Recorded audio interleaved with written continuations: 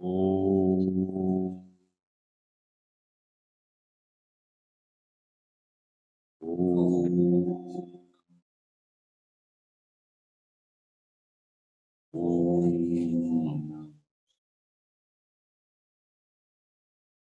वन्दितु सर्वसिद्धे ध्रुवमचलमणिं गदिं पते गच्छामि समयपावनं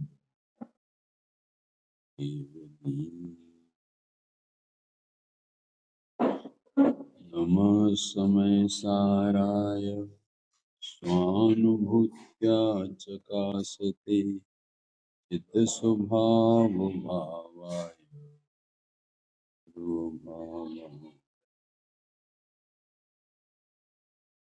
मङ्गलं भगवान् वीरो मङ्गलं गौतमो गणि मङ्गलं कुन्दकुन्द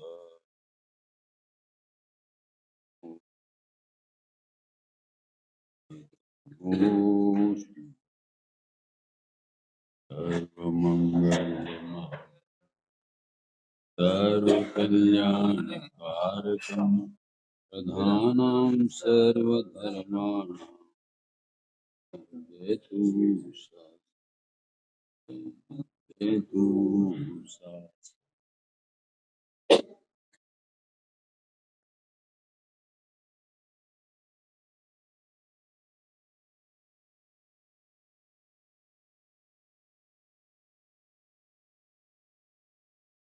यह समय सार नामक परम अद्भुत अध्यात्म परमागम है। इस परमागम में आचार्य कुंकुम देव ने भव्य जीवों के हितार्थ के लिए निज आत्म तत्व की चर्चा की। क्यों?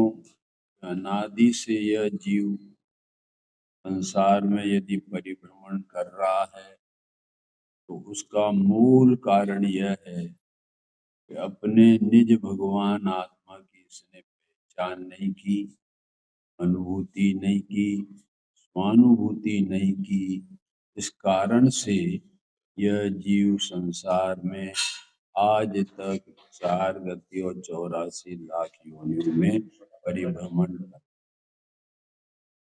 आचार्य निज भगवान आत्मा की बात इसलिए कहना चाहते हैं कि यदि इस जीव ने एक समय भी अपने निज आत्मा भगवान आत्मा का आश्रय ले लिया, अवलंबन ले लिया, उसका स्वसंवेदन कर लिया, तो वह जीव अनंत काल में निराश्रय पने से, दरिद्र पने से, दुख पने से, पराधीन पने से वह सदा रहित हो जाए।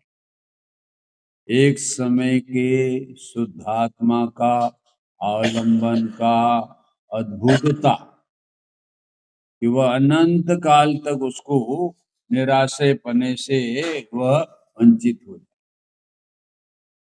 इसलिए कहा भी जाता था एक समय की कमाई अनंत काल खाए। एक समय की कमाई है भाई साहब। उस एक समय की कमाई कौन सी? स्वानुभूति की परिणति रूप प्रकट होना, वह एक समय की कमाई है। और उस एक समय की कमाई में हमारे जीवन में क्या आमूलचूल परिवर्तन होता है? वह यह परिवर्तन होता है कि एक समय की वह कमाई माने स्वानुभूति की कमाई से हमारा अनंत काल का जो संसार चला आ रहा है, उस अनंत काल के संसार में हम और आपने अनंत पीड़ाएं, अनंत कष्ट, अनंत दुख और जन्म मरण किए हैं। उन सब का अंत एक समय की स्वानुभूति की परिणमित कराने से हो सकता है। इसलिए एक समय की कमाई को इतना महान था। इसलिए ये कुंकुम आचार्य ने इस समय सार परमागम में जो हमारी परिणति का विषय जो शुद्धात्म तत्व है उसकी अनुभूति करने से किस प्रकार का कार्य जीवन में सफल पूर्वक होता है उसकी यह बात कहते हैं। जैसे एक समय की पर्याय की यह अद्भुतता है, इसलिए आचार्य कहते हैं कि तुमने अनंत भव तो अनंत जीवों के उपकार के लिए, सहयोग के लिए दिया है, तो अपना एक भव अपने आत्म कल्याण के लिए दे।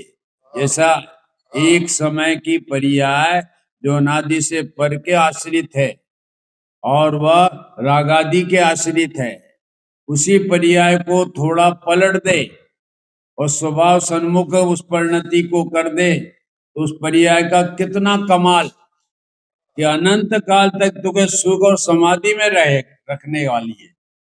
ऐसी प्रकार से हम और आपको आचार्य उपदेश दे रहे कि तू एक भव, और तो एक समय की बात है, किंतु एक भव ईमानदारी से अपने आत्म कल्याण के लिए दे देगा तो आचार्य गारंटी देते हैं। जैसे मोदी जी ने गारंटी दे रखी है ना, ऐसे वो गारंटी तो वो तो पुण्याधीन चीजें, कर्माधीन चीजें, वो कहीं मोदी जी के हाथ की बात नहीं है।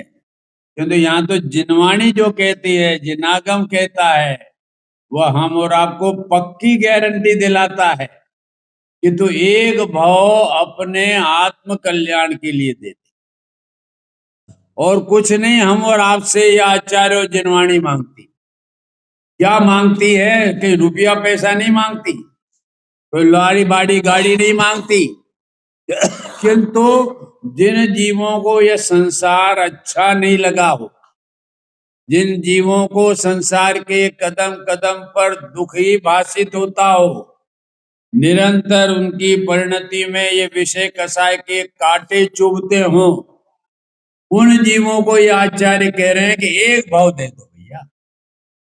और अगर एक भाव ईमानदारी से दे दिया तो ये आचार्य हम और आपको गारंटी देते हैं कि तेरा एक भाव आत्म सन्मुखता रूप परिणमित हो जाएगा, तो भव भव के कष्ट जो भोगते आ रहा है उनका अंत आ जाएगा, और शादी अनंत काल तक तो सुख और समाधि में रहेगा। बोलो ये सौदा सस्ता है कि महंगा?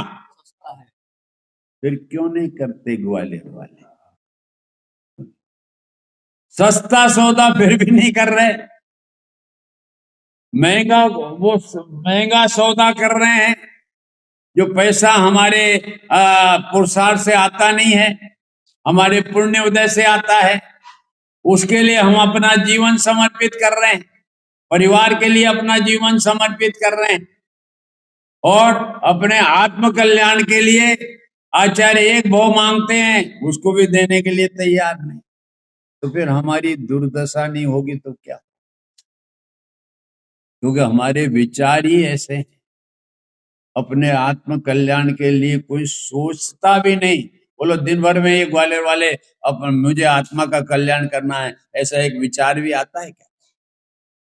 जो आता ही नहीं है तो फिर हम जिनवाणी सुनाकर कहाँ तक करते हैं? और सुनते रहोगे, जाजम फाड़ते रहोगे, किंतु हृदय तो फटा नहीं आप।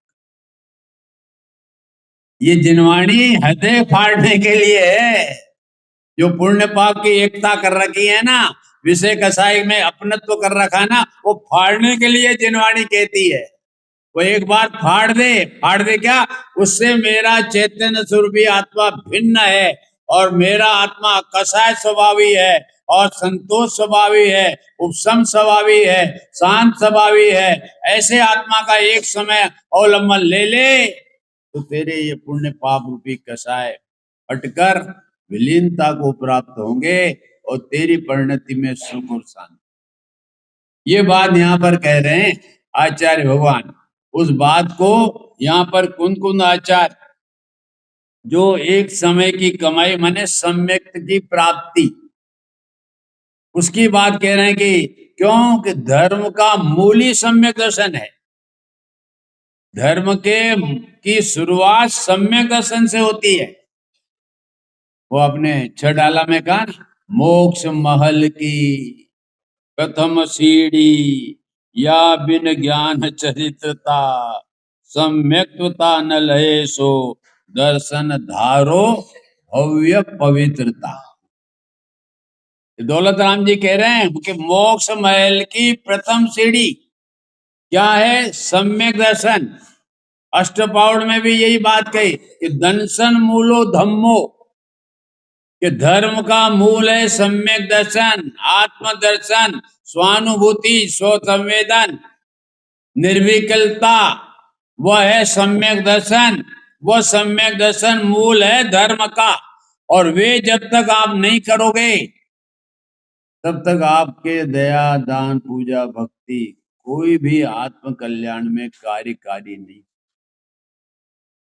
टोडरमल जी ने तो इतना भी कह दिया मोक्ष मार्ग प्रकाशक में, क्या कह दिया कि जीवन में तुम शास्त्र आदि का कितना भी ज्ञान कर लो, अथवा कितना भी तुम उपवास आदि तपस्चरण आदि कर लो, तो यह जीव सम्यक्त का अधिकारी नहीं है भाई साहब। वह सम्यक कितने भी पूजा पाठ कर लो, व्रत आदि पाल लो, तपस्या आदि कर लो, उसमें बिल्कुल पारंगत हो जाओ, शास्त्र का 11 अंग 9 पूर्व का पाठी कर लो, किंतु वह सम्यक्त का अधिकारी नहीं, ये शब्द डाले हैं टोडरमल जी। किंतु जो जीव जीवादि 7 तत्व का विचार करे और विचार करके उसकी स्वानुभूति करे, तो वह सम्यक्त का अधिकारी। कल भाई साहब पूछ रहे थे ना कि हम तो छांव में खड़े हैं, अब क्या करें? तो छांव में खड़े हैं तो अब छांव को उल्लंघन पड़ेगा, छांव को उल्लंघन करना पड़ेगा, तब वह शीतलता में आएगा। छाया में आया, उसमें शीतलता नहीं आई है। वो तो अशुभ से बचकर जो तीव्र ताप था वो मंद ताप है, किंतु मंद ताप में शीतलता नहीं है। शीतलता कब आएगी? कि वह ताप को भी छोड़ेगा और शीतल स्वभावी आत्मा में आएगा, तब उसके जीवन में शीतलता आएगी। मैंने वो तो ये कहना चाहिए कि वो चाहते थे कि हम छाया में खड़े हैं और इसको करते करते हम शुद्ध में जाए। तो मैं आपसे पूछता हूं, यदि शुभ से शुद्ध होता है या शुभ करते करते शुद्ध होता है, तो मैं आपसे पूछता हूं कि अशुभ करते करते भी शुभ होना चाहिए? क्या समझ में आया? यदि तुम यह अभिप्राय में बनाए हुए हो क्या कि हम शुभ करते करते दयादान पूजा भक्ति करते करते शुद्ध में जाएंगे, तो तुमको यह भी नियम बनाना पड़ेगा क्या कि अशुभ भाव करते करते तुम शुभ में आ जाओगे। बोला नहीं पंडित जी, ये तो नहीं होगा। क्यों नहीं होगा? क्यों तुम शुभ करते करते शुद्ध में जाने की भावना करते हो तो अशुभ करते करते शुभ में आओगे। नहीं पंडित जी, शुभ में आएंगे तो अशुभ भाव को छोड़कर आएंगे, उसको करते करते नहीं आएंगे। ऐसे ही हमें शुभ में छोड़कर वह शुद्ध में आया जाएगा। शुभ को रखते रखते शुद्ध में नहीं आया जा सकता। ये स्पष्ट है वस्तु स्वरूप, यही समझ में नहीं लोगों को आ रहा है। यदि अभिप्राय में शुभ से शुद्ध मानोगे तो तुमको अशुभ से शुभ होना मानना पड़ेगा, और जो ये संभव नहीं है, ये कोई नहीं मानेगा। तो इसलिए हम और आप सबको ये समय साथ परमागम जो हम और आपको सम्यक्त करने की विधि बतला रहा है। क्यों बतला रहा है? कि जगत में सम्यक्त के समान कोई हमारा हितकारी नहीं, सुखकारी नहीं है। यदि कोई हमारा इस जीवन में भला कर सकता है, हमारा हित कर सकता है, हमारे जन्म मरण का अंत कर सकता है, दुखों का वह अंत कर सकता है, तो एकमात्र जिनवाणी कहती है कि सम्यक प्राप्त कर। रुपया पैसा तुम्हें सम्यक प्राप्त करा सकता है? न दया दान पूजा भक्ति का स्वाभाविक में सम्यक प्राप्त करा नहीं सकता। एकमात्र तत्व का विचार, आत्म तत्व का विचार, और वह आत्म तत्व कैसा है? कल हम और आपने विचारा था कि आत्मा आत्मा जो सदा ज्ञायक स्वभावी है, वो आत्मा मैं हूं। उसकी पहचान किए बिना तुम कितने भी बाह्य क्रियाएं करते रहो, ज्ञान का कितना भी शोषण बढ़ाते रहो, किंतु उनके होते हुए उनको अपना उससे भिन्न नहीं स्वीकार करोगे, तब तक आत्मानुभूति भी धर्म नहीं। और सम्यक का तुमको अभी महिमा नहीं है, इसलिए तुम वो कार्य करने के लिए तुम प्रयत्न नहीं कर। हाँ हाँ, समझा है बिल्कुल। ये दिगंबर कुल में पैदा होने वालों को 7 तत्व का स्वरूप नहीं ख्याल होगा भाई साहब। जो कह रहे हैं ना, क्या इतना भी ख्याल नहीं होगा?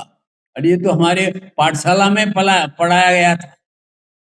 7 तत्व, 9 पदार्थ, 6 द्रव्य। हमारे तो सोनगढ़ में सबसे पहले जितने भी लोग वहां पर शिविर में जाते थे, चाहे एमए पास हो, क्या बीए पास हो, चाहे पंडित हो, पहले प्रथम कक्षा में बैठो। प्रथम कक्षा में बाल बहुत सीखो कि ये शरीर जीव है कि अजीव। शरीर ये जानता है कि जीव जानता है? ये बोलेगा ये जीव जानता है और शरीर नहीं जानता।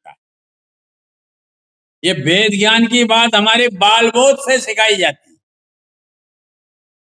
वो बाल बोध से हमारे यहाँ सोनगढ़ में पढ़ाई प्रारंभ होती है, किंतु हम लोग तो बड़े हो गए, हम तो धर्मात्मा हो गए।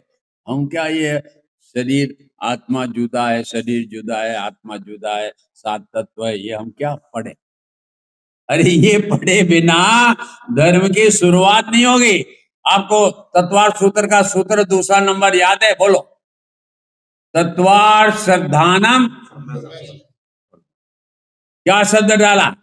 अन्य का देवसास गुरु का तो बाद में, और रत्नकर्ण साहब में चरणानुयोग में कहा कि देवसास गुरु की श्रद्धा व सम्यक, किंतु तत्वार्थ सूत्र जो उमा स्वामी, जो हमारे तत्वार्थ सूत्र हमारे जैन दर्शन का वो गीता है, और जिस गीता को श्वेतांबर भी मानते हैं, दिगंबर भी मानते हैं, 13 पंथी भी मानते हैं, 20 पंथी भी मानते हैं, सब किसको मानते हैं? तत्वार्थ सूत्र को।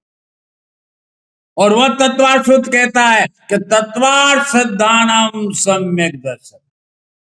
7 तत्वों का यथार्थ रूप से हमें वह ज्ञान नहीं होगा, तब तक हम और आप सम्यक के पात्र नहीं बन सकते। ये 7 तत्व हैं: जीव, अजीव, आश्रो, बंध, संवर, मोक्ष। ये 7 तत्व। हम और आप लोग क्या हैं? ये शरीर क्या है? हमारे अंदर में ये पुण्य पाप के भाव उत्पन्न होते वह क्या है? आश्रव। और वह उसमें रुकते हैं, भला मानते वह बंध। और पुण्य पाप आश्रव निरोध संवर, बोलो किसका सूत्र है? तत्वार्थ सूत्र का। माता बहनों को याद, ये तो बचपन में घंटी दल दल कर तत्वार्थ सूत्र याद किया तुम, वो सब सिद्धांत भूल गए? किया है कि नहीं? आश्रो निरोध संवर। अब फिर ये तुम कहां से ले आए कि आश्रो होते होते संवर होगा? बोलो, अरे जरा दिमाग को तो लगाओ। हमारे तत्वार्थ सूत्र कहता है आश्रो का निरोध अर्थात आश्रो का अभाव हुए बिना संवर अर्थात शुद्धि की उत्पत्ति हुई नहीं जा सकती। और तुम फिर वही आश्रो को लेकर, या शुभ आश्रो छोड़ो, किंतु शुभ आश्रो तो कुछ कार्यकारी होगा। हाँ देखो ना, तुम सब चौकड़ी भूल गए। ये आश्रो निरोध संवर लिया। संवर कैसे उत्पन्न होता है? आश्रो को रखकर नहीं, और उस आश्रो में शुभ आश्रो भी और अशुभ आश्रो दोनों आश्रो आए कि नहीं? पाप भी आश्रव आया और पुण्य भी आश्रव आया। और दोनों को क्या कहा? निरोध, उसका अभाव। वहां ऐसा अंतर नहीं किया, भेद नहीं किया, नहीं, अशुभ का अभाव और शुभ का सद्भाव और फिर संवर, ऐसा कहा है,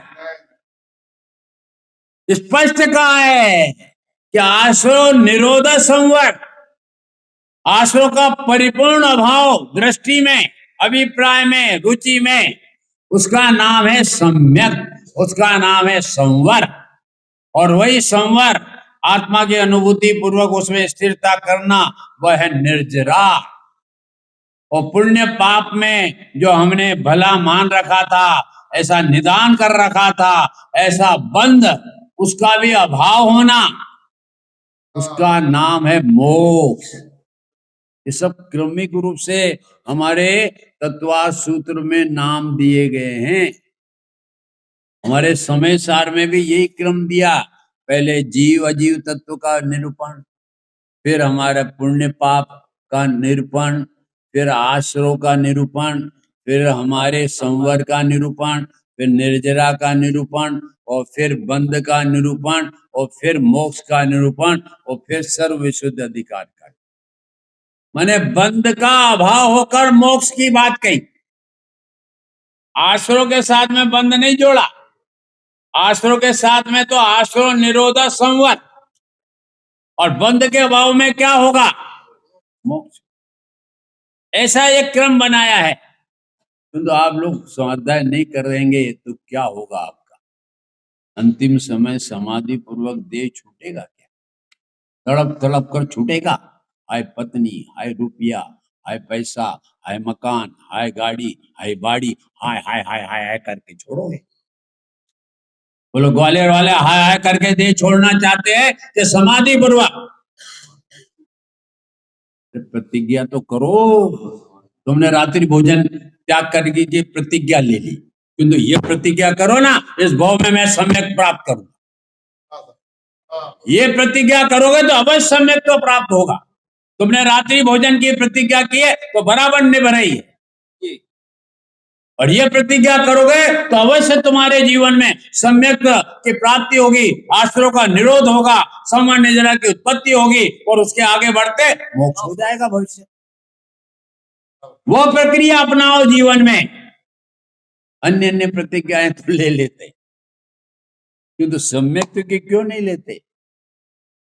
जिससे हमारा धर्म की शुरुआत होती है। वो प्रतिज्ञाओं से तो अशुभ से छूटोगे, शुभ में आओगे, किंतु शुभ बंध का कारण है, बंधे ही रहोगे, छूटे कहां से? छूटने का उपाय तो सम्यक तो है, वो करो ना। बोलो इसकी प्रतिज्ञा कौन लेगा? बोलो भाई साहब ले रहे। हमारे वो कल मैंने कहा था निहाल चंद भाई कलकत्ता, उसने ये प्रतिज्ञा कर ली थी। गुरुदेव का एक उपदेश सुना और रात को वो कोठड़ी में बैठ गए और ये प्रतिज्ञा कर ली, या तो देह छूट जाएगा या आत्म तत्व प्राप्त हो जाएगा, सम्यक तो हो जाएगा।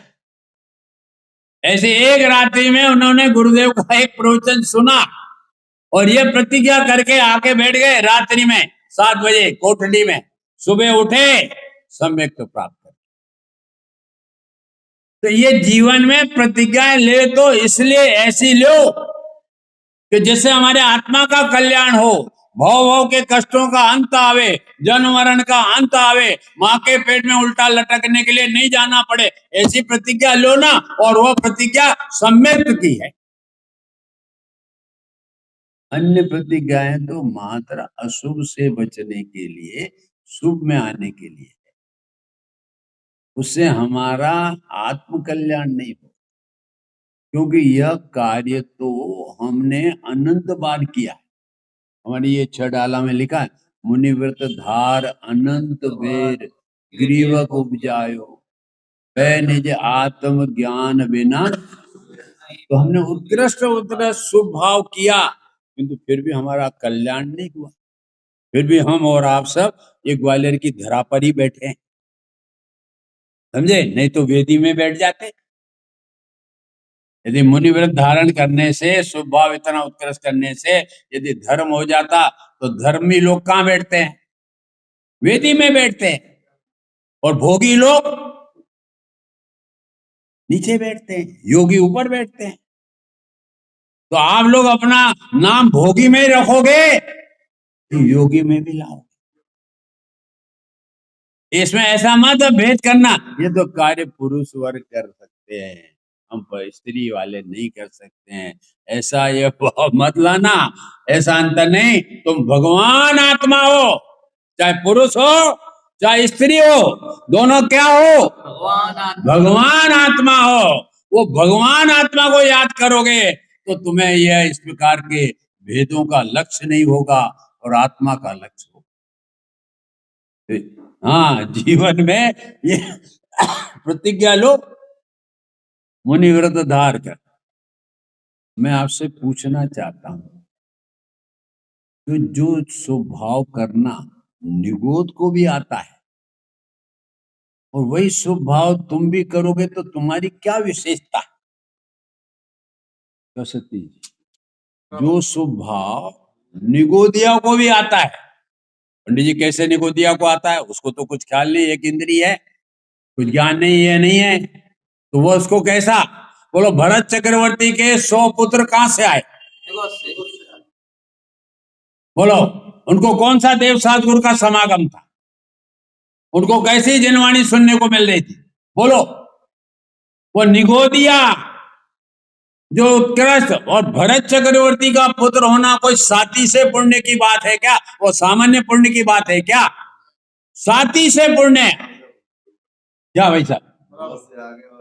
कितना उत्कृष्ट पुण्य वो निगोदिया का जीव कर सकता है, और वह भरत के 100 पुत्र हो गए, होता है, और वह 100 पुत्र बोले ही नहीं 10-15 बस 12 वर्ष तक। हाँ, और बोला वो भरत चक्रवर्ती, आश्चर्य, मेरे बेटे बोल क्यों नहीं रहे? आदिनाथ दादा के तीर्थंकर के समोषण में गए और सब खड़े होकर हमें वीतरागी भावलिंगी संत बना। क्या शब्द निकला? उत्कृष्ट भाव। बोले तो ऐसे बोले कि हमें वीतरागी भावलिंगी संत बना दो। सारा सभा स्तब्ध रह गई। ओहो, जिन्होंने एक शब्द नहीं बोला, और बोला तो कैसा मार्मिक बोला कि मुझे संत बना दो।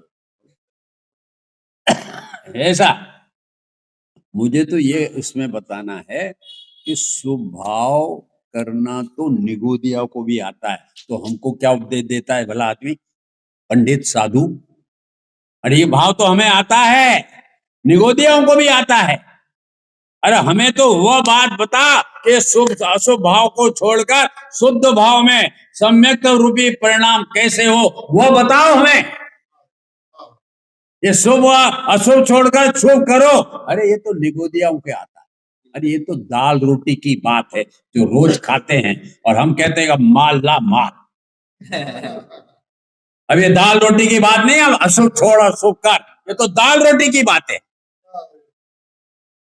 क्या भाई साहब, ये दाल रोटी की बात तो सुनते सुनते कान हट गए हैं। अब ये माल सुनना चाहते हैं, माल माल ला, कि हमारे जीवन में धर्म कैसे हो, सम्यक कैसे हो, मुनिपना कैसे आवे, वो बात बता भैया। ये दाल रोटी की बात नहीं सुनना देती। अशुभ छोड़ शुभ कर, शुभ करते और मुनिराज को आहार देते देते जैसे वो 4 तिरियन से तिर गए तो तू भी तिर जाएगा। अरे क्या वो तिरे, क्या वो सब आत्मा का अनुभव करके तिरे, उनसे गति बन गए, गति बदल गई, तिरियन से वो देव में चले गए, गति बदली, किंतु गति का अभाव थोड़ी हुआ। गति का अभाव तो आत्मदर्शन से होगा, सम्यक से होगा।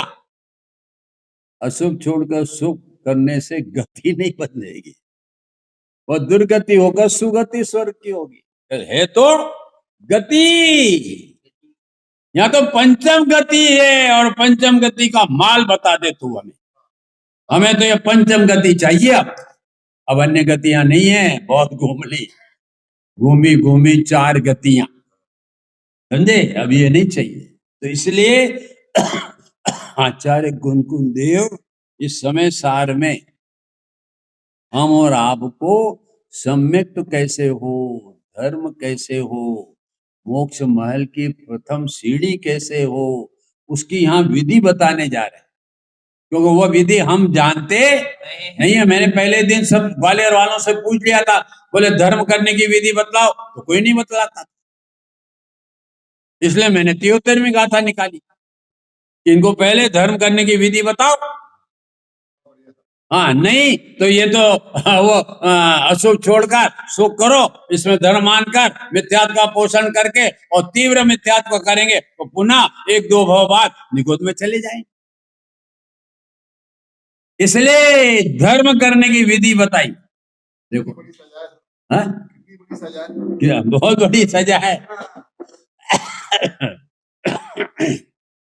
अब सबने निकाला, अरे भैया समय सार तो वहां रखे हैं अपने दरबार में, क्या चेतन जी ये सबके हाथ में दे, समझे, ये हाथ में रहेगा तो इसको ये मैं जो अर्थ करूंगा तो समझ में आएगा, नहीं तो ये समझे कि ये पंडित कहाँ ऊपर गप्पा तो नहीं मार रहा है।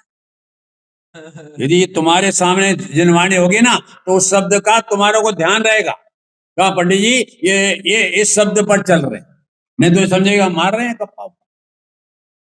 हमारा ये गुरुदेव ने हमें सिखाया नहीं, समझे, हमें तो गुरुदेव ने ये सिखाया है कि समय सार का एक एक शब्द बहुत मार्मिक, आत्मज्ञान करने की प्रेरणा देता है। नंबर 161।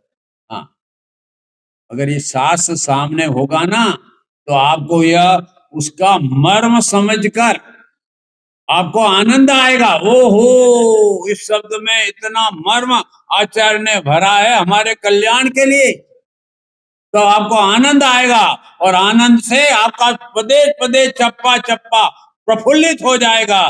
धन्य है महाराज, आज हमारा जीवन धन्य हो गया। ऐसा लीजिए साहब, अपन प्रारंभ करते हैं। 73वीं गाथा अभी 7 दिन से चल रही है और अभी हम प्रश्न पर ही विचार विमर्श हमारा चल रहा है कि हमारा प्रश्न क्या है। ये प्रश्न तो कुन आचार्य के शिष्य का है, ये ग्वालियर के लोगों का प्रश्न है क्या कि यह आत्मा किस विधि से आश्रव से निवृत्त होता है। हाँ, पूछो आप सबसे, ग्वालियर वालों से, इनका प्रश्न मैं बोलूं तो सब कहते हैं महाराज ये गरीबी कैसे दूर हो, उससे कैसे निवृत्ति हो बताओ। हम रोगी हैं, इस रोग से दूर होने का पंडित जी हमको वो मार्ग बताओ।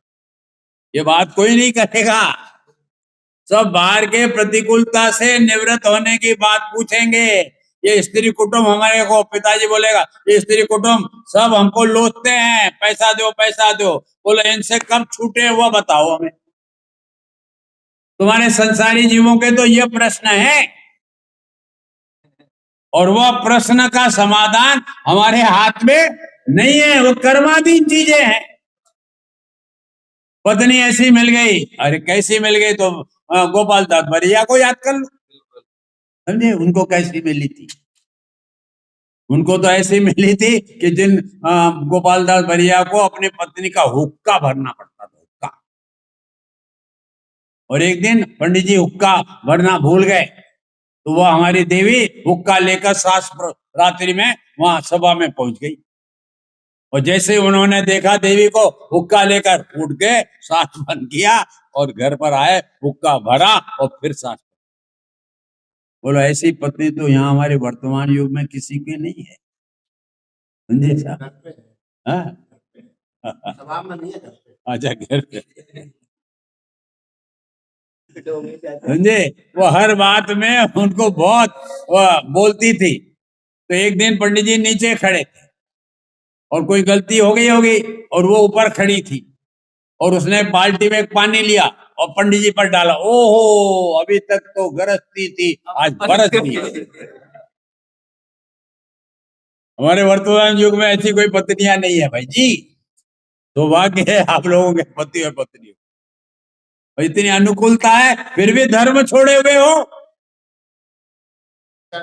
हाँ, विचारनीय बात है, वो तो करना ही चाहिए। तो देखो प्रश्न पढ़ो आप सब, देखो यह आत्मा, कल आत्मा की बात की ना, आत्मा कैसा?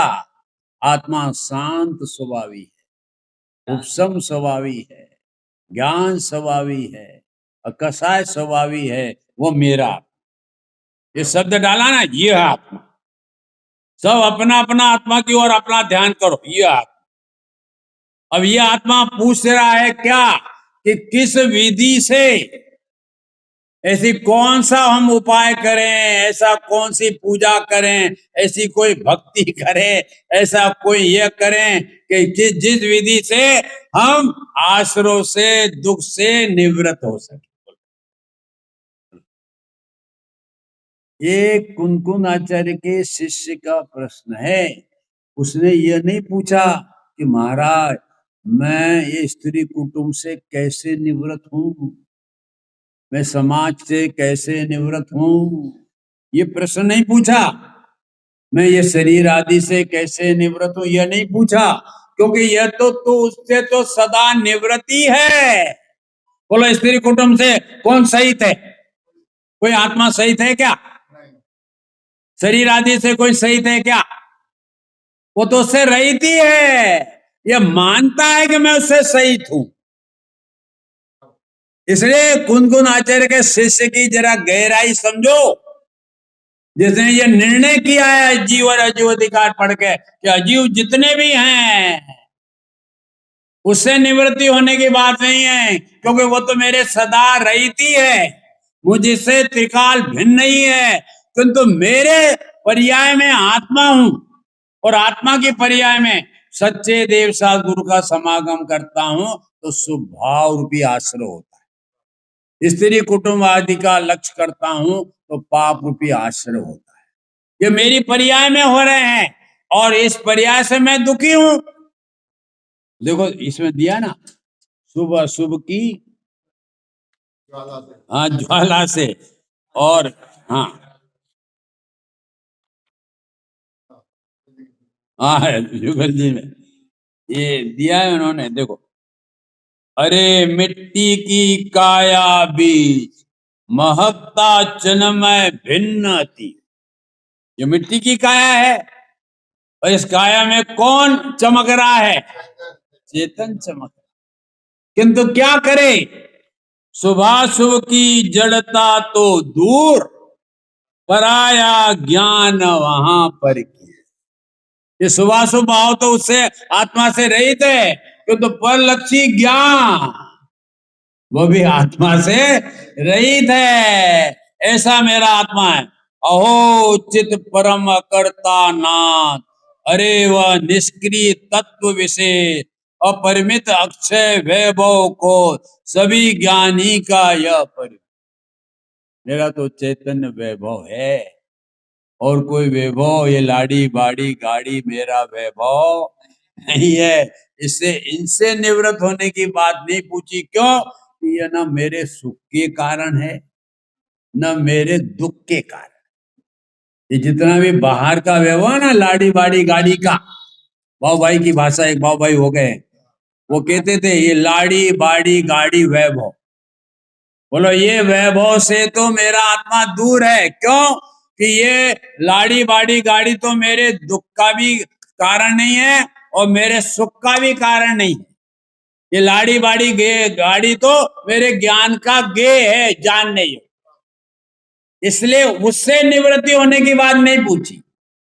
शिष्य ने पूछे कि मेरी परिणति में, मेरी दशा में मैं ये देवशास्त्र का लक्ष्य करता हूं, शुभ होता है, स्त्री आदि का लक्ष्य करता हूं तो अशुभ होता है, और ये दुख की परिणति है।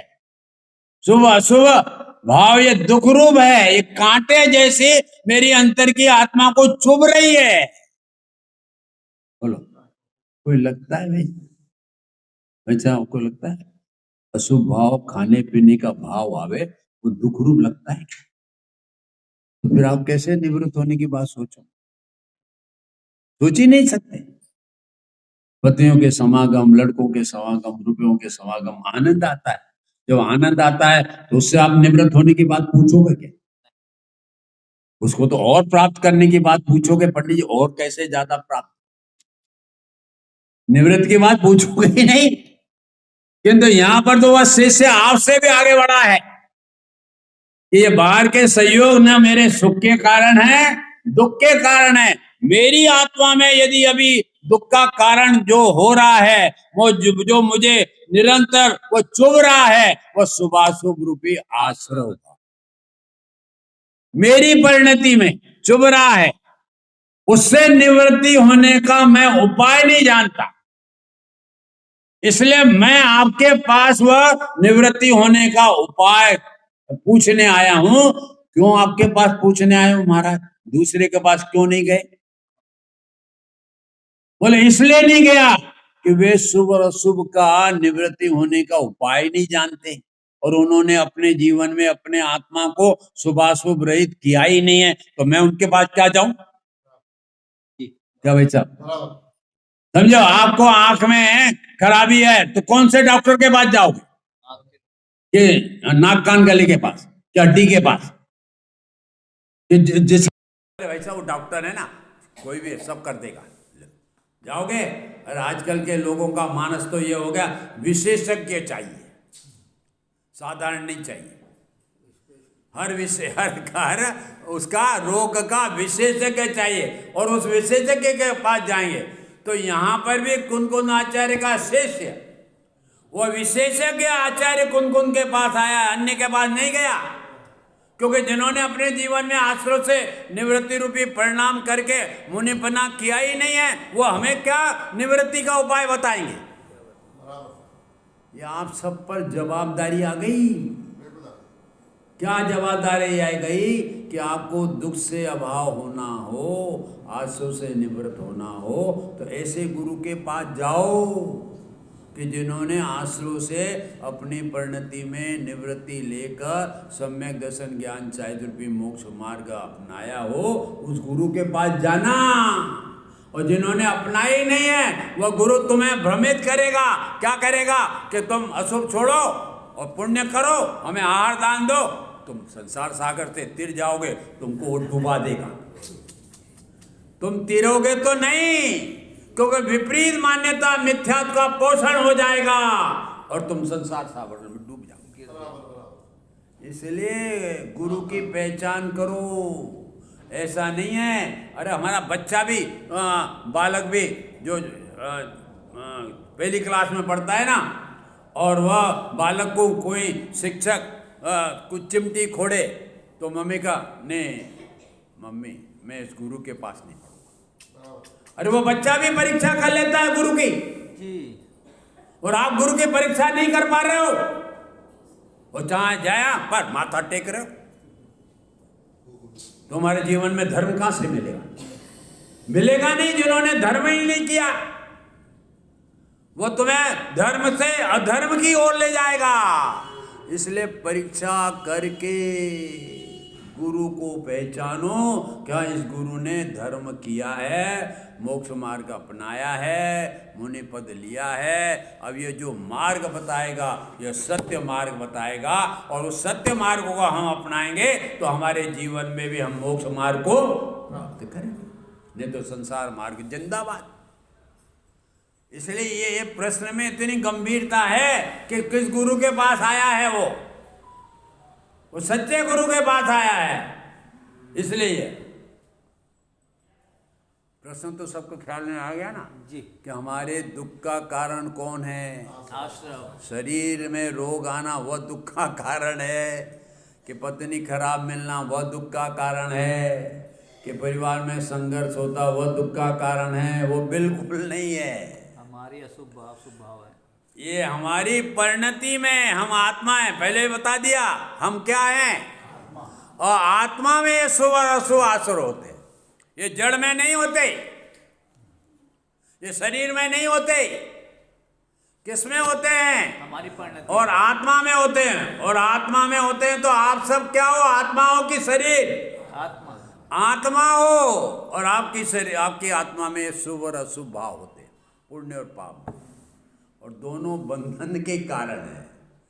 दोनों मुक्ति के कारण नहीं है। अशुभ भाव वो बंधन का कारण हो और शुभ भाव मुक्ति का कारण हो, ऐसा भेद आचार्यों ने किया ही नहीं है। क्यों? कि उन दोनों को बेड़ी कहा है। एक भले सोने की बेड़ी हो चाहे लोहे की बेड़ी हो, किंतु दोनों बेड़ियां क्या करेगी? बंधन का कार्य करेगी। इसलिए जो यह कहता हो कि नहीं अशुभ छोड़ो और शुभ करते करते तो तुम धर्म का बेड़ा पार कर लोगे, तो तुम्हें मिथ्यात्व का वो पोषण करा रहा है।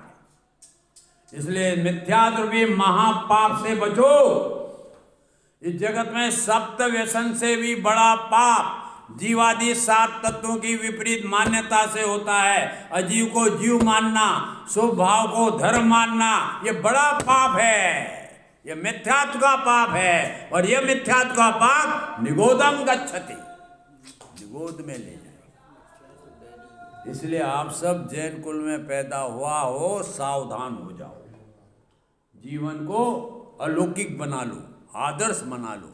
ग्वालियर वाले बना लेंगे तो वह कहेंगे अरे ग्वालियर वालों का जीवन मोक्षों का क्या देखो, उनका तत्व विचार देखो। जिन्होंने पुण्य पाप को बंधन माना है, धर्म रूप नहीं माना है, और संवर निद्रा को मोक्ष का मार्ग माना है, ऐसी बात है।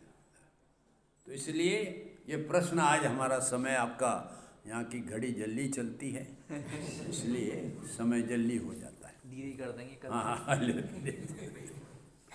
तो ये प्रश्न आप ख्याल में लेकर जाओ कि मैं प्रश्न का मर्म में समझ, हम ये निर्णय करें घर में कि वास्तव में दुख का कारण कौन है। ये पहले नक्की करो आप। जिसको आप दुख का कारण समझोगे उसे दूर करने का प्रयत्न करोगे। यदि रोग को दुख का कारण माना है तो उसको दूर करने का प्रयत्न, पत्नी को दुख का कारण माना है तो उसको दूर करने का प्रयत्न करोगे, गरीबी को दुख का कारण माना है तो उसको दूर। और यदि तुमने यह मान लिया कि मेरे अंतर में जो आश्रव पुण्य पाप भाव होते हैं वे दुख का कारण हैं, तो आप उसको दूर करने का प्रयत्न का सोचोगे। हमारे मूल में ही भूल हो रही है। हम दुख का कारण पर को मान रहे हैं, तो पर को दूर करना चाहेंगे, तो पर को दूर करना हमारे अधीन, वो पराधीन चीज है, कर्माधीन चीज है। बोलो कौन माता बहन है कि अपना गोरा शरीर नहीं करना चाहती? तुम्हारा हाथ क्या आधीन है? कोई किसी का आधीन नहीं। ये कौन माता बहन अपने शरीर में बुढ़ापापन लाना चाहती? ये हमारे हाथ की बात नहीं है। इसलिए उसके पीछे आप लगना छोड़ दो। मैं आत्मा हूं और मेरी परिणति में पुण्य पाप भाव से दुख होता है। इसकी निवृत्ति का उपाय मैं नहीं जानता। इसलिए गुरु महाराज आपकी शरण में आया हूँ, और आप मुझे आश्रव से, माने दुख से, आकुलता से, व्याकुलता से यह कैसा निवृत्त हूँ और सुख के मार्ग में मेरा प्रवेश हो, वो उपाय बताओ। क्योंकि मेरा भाव ज़्यादा नहीं है, मेरी उम्र ज़्यादा नहीं है, और इस थोड़ी सी उम्र में मुझे महान काम करना है।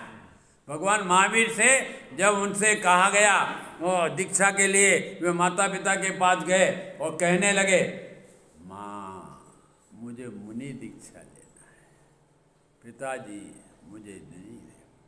वो भी माता पिता अपने बच्चे को धर्म करने के लिए आज्ञा दे ही नहीं सकता। आपके ग्वालियर में भी नहीं दे सकेगा कोई, समझे? नहीं दे सकेगा कोई। बेटा आपका पास राजकुमार बेटा आवे 25 वर्ष का, मम्मी अब मुझे संसार अच्छा नहीं लगता, मैं छोड़ना चाहता। अरे कैसी बात करता है? अभी तू शादी वादी कर ले, फिर छोड़ना तो छोड़ देना। उसको पहले 4 गति के बंधन में बांधेंगे माता पिता कि तू भी सड़, क्योंकि हम भी सड़े 4 गति के उसमें, तो तू भी सड़। कोई माता पिता आज्ञा नहीं देगा। किंतु महावीर ने कहा, तो उनको कहते हैं अरे ऋषभ देव ने देख बेटा शादी की, 83 लाख तक भोग किया, ऐसा तू भी करना और फिर धर्म में लग जाना। तो वो महावीर कहता, माँ मेरी वह आदिना जैसी इतनी लंबी आयु नहीं है, मेरी आयु तो मात्र थोड़ी 72 वर्ष की है, और इस आयु में, इस मनुष्य भाव में मुझे जो जीवन में महान कार्य अनादि से आज तक नहीं किया है, वो महान कार्य करना है। इसलिए मुझे बंधन में नहीं बंधना है माँ, मुझे बंधनों का अभाव करके मुक्त दशा अपनानी है। इसलिए माँ मुझे आज्ञा दे दे। कोई माता पिता आज्ञा देता नहीं, आंसू बहाते हैं, और आंसू बहाते हैं तो वो प्रतिज्ञा कर लेता है कि माँ अब रोना हो तो रो ले। अब मैं कौल करार करता हूँ कि किसी माँ के पेट में मैं पुनः नहीं जाऊंगा और इसी भाव में मोक्ष प्राप्त करूंगा। ऐसी प्रतिज्ञा मैं करता हूँ। सब मैं अब ये माताओं को नहीं रुलाऊंगा, प्रतिज्ञा करता हूँ। ऐसे ग्वालियर वाले प्रतिज्ञा करो कि मुझे तो इस जीवन में सम्यक प्राप्त करना ही है, करना ही है, करना ही है। भले यहाँ हमारा पुरुषार्थ विशेष नहीं हो जावे तो अधूरी आराधना का जो परिणाम है ना, वह तुम स्वर्ग में जाओगे, और स्वर्ग में जाकर तुम नंदनवन घूमने नहीं जाओगे, और पैदा होते ही सब तुम्हें तुम्हारी जय जयकार करेंगे और सबको बोलोगे चलो नंदीश्वर। नंदनवन नहीं, या कश्मीर घूमने के लिए नहीं बोलेगा, समझे? बोलेगा क्या? चलो नंदीश्वर।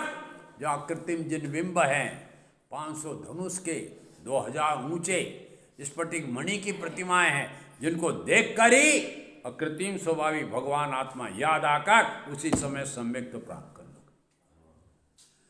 पर यहां प्रतिज्ञा करनी पड़ेगी, सम्यक तो प्राप्त करूंगा, और उसका प्रयत्न करोगे तो अधूरी आराधना में यह फल भविष्य में बहुत अच्छा मिलने वाला है। इसलिए जीवन में हम और आपको यह अवसर मिला है, किसके लिए? आश्रय से निवृत्ति होने के लिए, वह जीवन में हम प्राप्त करें इसी भावना के साथ। किसी को भी कोई प्रश्न पूछना है, भाई जी अपने पास 24 घंटे ले लेंगे आपको।